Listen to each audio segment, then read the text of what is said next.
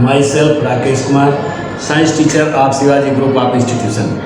Science class में 8th class Hindi medium के बच्चों का स्वागत है। तो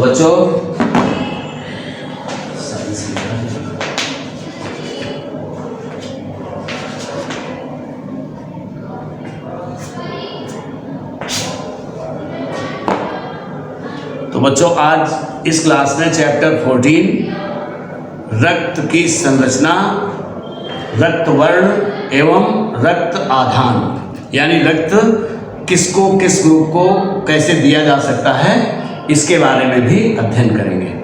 तो रक्त की संरचना या रुधिर की संरचना, तो समस्त कशेरुक प्राणी, कशेरुक प्राणी का मतलब है जिनके रीढ़ की हड्डी पाई जाती है, तो समस्त कशेरुक प्राणियों की शारीरिक संरचना जटिल प्रकार की होती है। शरीर में बने उत्सर्जी पदार्थों को उत्सर्जी अंगों तथा या उत्सर्जी अंगों तक तथा श्वसनांगों तक ऑक्सीजन को पहुंचाने जैसा महत्वपूर्ण कार्य कैसे होता है, ये भी जानने की जरूरत है कि यानी शरीर की सभी कोशिका को ऑक्सीजन देने के लिए या ले जाने के लिए कौन कार्य करता है, ये भी हमें जानने की जरूरत है। ये सारे महत्वपूर्ण कार्य रक्त ही करता है। रक्त ही ऑक्सीजन और कार्बन डाइऑक्साइड दोनों का ट्रांसपोर्टेशन करता है या ले जाने और वापस लाने का कार्य करता है। रुधिर का संचरण पूरे शरीर में इन्हीं वाहिनियों तथा हृदय द्वारा होता है। यानी जो रक्त का संचरण होता है पूरे संपूर्ण शरीर में, तो रुधिर वाहिनियों और फेफड़े द्वारा होता है। फेफड़े का काम प्रेशर देना या भेजना रहता है। रुधिर ही पोषक पदार्थों तथा ऑक्सीजन को श्वसन हेतु ऊतकों तक पहुंचाता है। ऊतकों में भोजन का ऑक्सीजन के साथ मिलकर दहन होता है। ऑक्सीजन के साथ मिलकर दहन होता है। दहन का मतलब है आवश्यक एनर्जी हमको या काम करने की ऊर्जा हमको तभी प्राप्त होती है जब ऑक्सीजन हर कोशिका में जाकर हमें कार्य करने की शक्ति देती है। फलस्वरूप उत्पन्न जल तथा कार्बन डाइऑक्साइड रुधिर में मिला दी जाती है। जब ऑक्सीजन वहाँ पहुँचती है तो ऑक्सीजन माइटोकॉन्ड्रिया में पहुँचती है। कोशिका का एक भाग है माइटोकॉन्ड्रिया, जिसको माइटोकॉन्ड्रिया इस प्रकार से, जैसे सेल इस प्रकार से होती हैं ऐसे, तो इसमें कुछ इस प्रकार की स्ट्रक्चर्स होती हैं जिनको माइटोकॉन्ड्रिया कहते हैं। और एक सेल में एक या दो माइटोकॉन्ड्रिया होती हैं। माइटोकॉन्ड्रिया का काम क्या होता है, पहले ये देखिए। जब कोई प्राणी भोजन ग्रहण करता है, भोजन ग्रहण करने के बाद जब उसका पाचन होता है और पाचन के बाद अवशोषण होता है, तो अवशोषण के फलस्वरूप वो रक्त में मिला दिया जाता है। रक्त में मिला दिया जाता है तो वो जो रक्त उसको ट्रांसपोर्ट करके ले जाता है, तो जो ग्लूकोज होता है वो माइटोकॉन्ड्रिया में संरक्षित हो जाता है या कलेक्ट हो जाता है। और जब हम सांस लेते हैं तो सांस लेने में ऑक्सीजन फेफड़ों के द्वारा अवशोषित करके हृदय को दे दी जाती है। हृदय उस ऑक्सीजन को रक्त में मिलाकर ऑक्सीजनेटेड ब्लड, जब रक्त को मिला देता है, रक्त ऑक्सीजन को मिला देता है रक्त में, तो उसको ऑक्सीजनेटेड ब्लड कहते हैं। और वो ऑक्सीजनेटेड ब्लड संपूर्ण शरीर में वाहिनियों द्वारा हर कोशिका तक पहुंचता है और ऑक्सीजन हर कोशिका तक पहुंचती है। जब हम किसी काम को कर रहे होते हैं तब आपने ध्यान दिया होगा, जैसे अगर हम 100 मीटर की रेस कर रहे हों, दौड़ कर रहे हों, तो हमें सांस तेज तेज लेने की जरूरत पड़ती है। क्यों ऐसा होता है? आराम से जब लेटे हों तो सांस धीमे धीमे लेते हैं, लेकिन अगर हम तेज दौड़ते हैं तो हमें सांस तेज तेज लेने की जरूरत होती है। इसका भी एक रीजन है, क्योंकि हमें दौड़ने के लिए एनर्जी चाहिए, ऊर्जा चाहिए। और ये ऊर्जा हमको मिलती कैसे है? जब ऑक्सीजन सभी कोशिका तक पहुंचती है, कोशिका में ऑक्सीजन माइटोकॉन्ड्रिया में तक पहुंचती है। माइटोकॉन्ड्रिया तक पहुंचने के बाद इसमें जो ग्लूकोज होता है उससे रिएक्शन करती है और ग्लूकोज को ये कन्वर्ट कर देती है ऑक्सीजन किसमें? एनर्जी, वाटर और जल और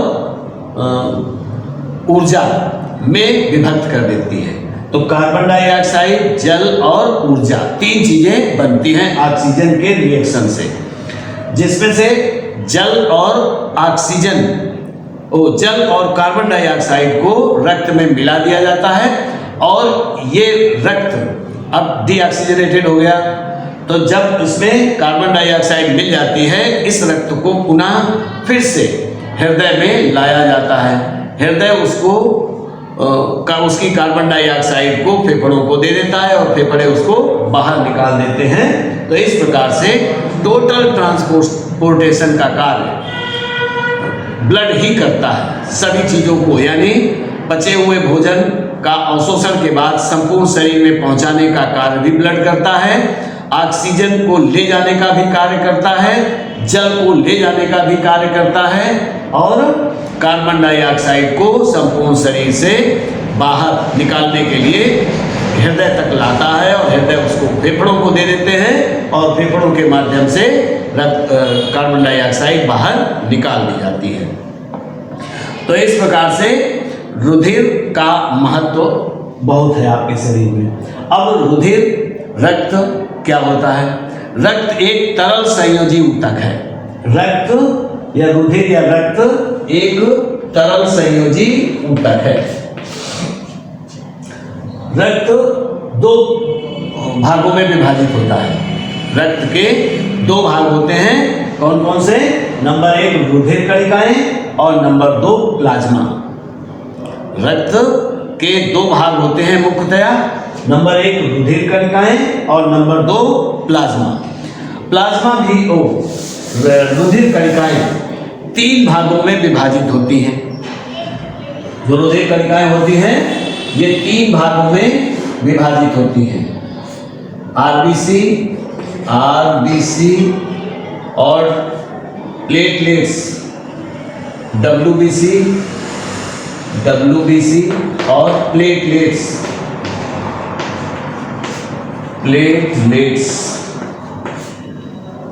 आरबीसी को कहते हैं श्वेत रक्त कणिका, लाल रक्त कणिकाएं, लाल रक्त कणिकाएं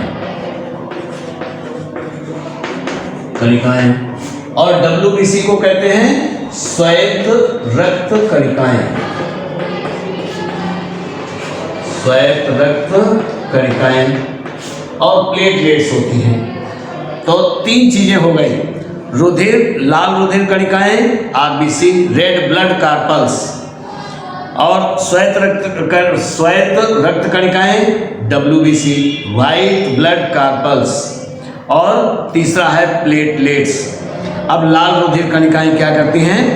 मनुष्य में लाल रुधिर कणिकाएं गोल या तस्तरी नुमा होती हैं, प्लेट जैसी बनी होती है, तस्तरी जैसे, तस्तरी नुमा तथा दोनों ओर से चिपकी हुई होती हैं। पुरुषों के 1 घन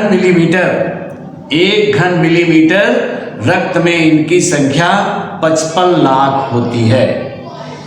पुरुषों के 1 घन मिलीमीटर रक्त में 1 घन मिलीमीटर रक्त में 55 लाख, 1 घन मिलीमीटर रक्त में 55 लाख तथा स्त्रियों में 45 से 50 लाख। ये पुरुषों में है, पुरुषों में और स्त्रियों में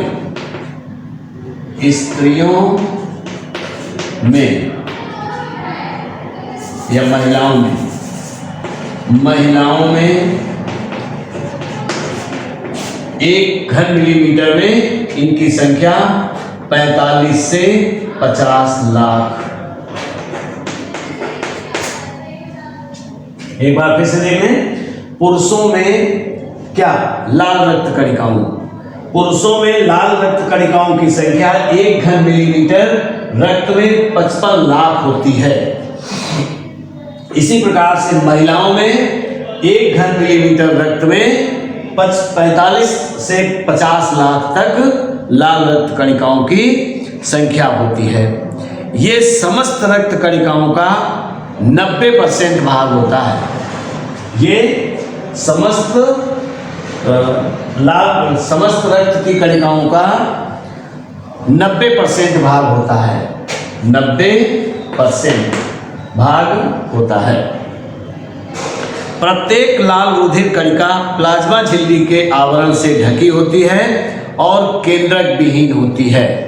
यानी लाल रक्त कणिकाएं आरबीसी जो होती हैं वो केंद्रक विहीन होती हैं। इनमें केंद्रक नहीं पाया जाता है, केंद्रक विहीन होती हैं।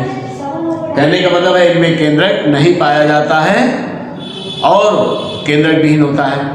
इसमें विभिन्न प्रकार के लाल तथा या लवण तथा विटामिन्स होते हैं। इसमें हीमोग्लोबिन नामक रंग युक्त प्रोटीन होता है। लाल रंग का हीमोग्लोबिन जो लाल रंग दिखाई देता है वो लाल रंग का एक प्रोटीन होता है जो ग्लोबिन या प्रोटीन तथा हीम नामक लौह युक्त रंग पदार्थ के संयोग से बनती है। लाल रुधिर कणिका का जीवन काल अधिकतम 127 दिन होता है। यानी लाल रुधिर कणिकाओं का जीवन काल, इनका जीवन काल 127 दिन, लगभग 127 दिन होता है। लाल रुधिर कणिकाएं अब काम क्या करती हैं जरा देखिए। लाल रुधिर कणिकाएं आरबीसी में पाया जाने वाला लाल रंग का श्वसन वर्णक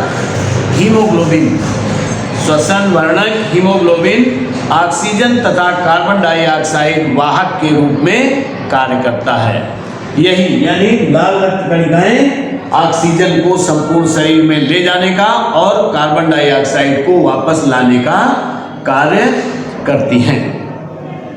या फेफड़ों में बाहर से आई वायु से ऑक्सीजन लेकर ऑक्सी हीमोग्लोबिन, जिसको मैंने अभी कहा था ऑक्सीडेंट जेनेटेड ब्लड, ऑक्सी हीमोग्लोबिन के रूप में शरीर के विभिन्न ऊतकों तक पहुंचाने का काम करती हैं या संवहन करता है। नंबर 2, ऊतक कोशिकाओं में श्वसन क्रिया से निकली कार्बन डाइऑक्साइड को लाल रुधिर कणिकाएं फेफड़ों तक पहुंचाने का कार्य करती हैं। यानी ध्यान देना है कि लाल रक्त कणिकाओं का क्या काम है? लाल रक्त कणिकाओं का काम है ऑक्सीजन, फेफड़ों से ऑक्सीजन लेकर संपूर्ण शरीर को भेजना और संपूर्ण शरीर से कार्बन डाइऑक्साइड इकट्ठा करके फेफड़ों तक पहुंचाने का काम लाल रुधिर कणिकाओं का होता है। ये रुधिर कणिकाएं केंद्रक विहीन होती हैं। इनका जीवन काल 127 दिन होता है। पुरुषों में 1 घन मिलीलीटर रक्त में 55 लाख कणिकाएं होती हैं। इसी प्रकार से महिलाओं में 45 से 1 घन मिलीलीटर रक्त में 45 से 50 लाख तक होती हैं, जो संपूर्ण रक्त का ये 90% भाग होता है। तो बच्चों इस क्लास में इतना ही।